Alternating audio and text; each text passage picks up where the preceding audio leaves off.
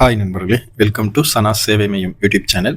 நம்ம சேனலில் தற்போது என்ன செய்தி பார்க்க போகிறோம் அப்படின்னா, ஐபிபிஎஸ் வெளியிட்டிருக்கக்கூடிய 13,217 பணியிடங்கள் குறித்து தான் பார்க்க போகிறோம். அதுக்கு முன்னாடி நம்ம சேனலை சப்ஸ்கிரைப் பண்ணாதவங்க சப்ஸ்கிரைப் பண்ணிங்க.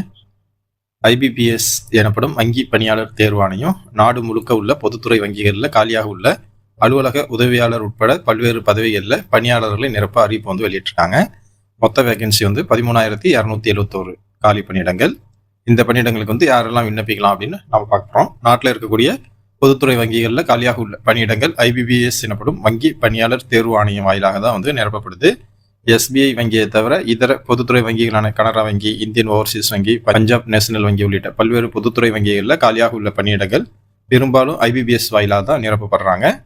ஐபிபிஎஸ் வெளியிடும் தேர்வு அறிவிப்பில் வந்து தேர்வர்கள் பெரிதும் வந்து எதிர்பார்த்து காத்திருக்கிறாங்க.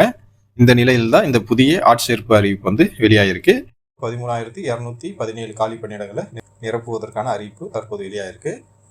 என்ன பணியிடங்கள் அப்படின்னு பார்த்தா, அலுவலக உதவியாளர்கள் மல்டி பர்போஸ் 7,972 பணியிடங்கள், அதிகாரி ஸ்கேல் 1 3,907 பணியிடங்கள், அதிகாரி ஸ்கேல் 2 பொது வங்கி அதிகாரி 854 பணியிடங்கள், அதிகாரி ஸ்கேல் 2 ஐடி 87 பணியிடங்கள், அதிகாரி ஸ்கேல் 2 சிஏ 69 பணியிடங்கள், அதிகாரி ஸ்கேல் 2 சட்டம் 48 பணியிடங்கள், அதிகாரி ஸ்கேல் 2 கருவூல மேலாளர் 16 காலி பணியிடங்கள், அதிகாரி ஸ்கேல் 2 சந்தைப்படுத்துதல் அதிகாரி எம்ஓ 15 பணியிடங்கள், அதிகாரி ஸ்கேல் 2 வேளாண் அதிகாரி 50 பணியிடங்கள், அதிகாரி ஸ்கேல் 3 மூத்த மேலாளர் 199 காலி பணியிடங்கள் என மொத்தம் வந்து 13,217 காலி பணியிடங்கள் நிரப்ப இருக்கிறாங்க. இந்த பணியிடங்கள் அனைத்து வந்து கிராம வங்கிகளில் வந்து நிரப்பப்படுது. தமிழகத்திலையும் தமிழக கிராம வங்கியில் காலி பணியிடங்கள் வந்து இருக்குது. அங்கீகரிக்கப்பட்ட கல்வி நிலையத்திலிருந்து ஏதாவது ஒரு பாடப்பிரிவில் நீங்கள் வந்து டிகிரி பெற்றிருந்தால் போதுமானது.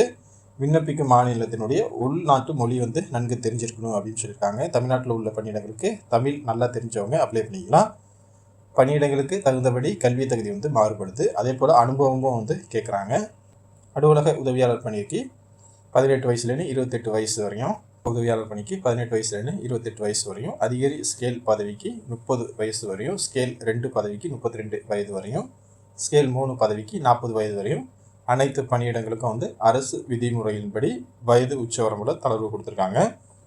தேர்வு முறையை பொறுத்தவரை முதல்நிலை தேர்வு, முதன்மை தேர்வு, நேர்முக தேர்வு, அதிகாரி ஸ்கேல் 1, 2, 3க்கு மட்டும் அடிப்படையிலான தகுதியான விண்ணப்பதாரர்கள் தேர்வு செய்யப்படுறாங்க. நாடு முழுவதும் முக்கிய நகரங்களில் தேர்வு மையங்கள் வந்து அமைக்கப்படுது.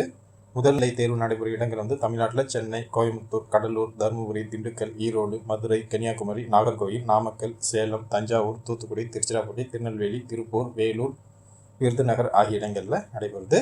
மெயின் தேர்வு மையங்கள் வந்து சென்னை, மதுரை, திருச்சி, கோயம்புத்தூர், சேலம், திருநெல்வேலி, வேலூரில் நடைபெறுது.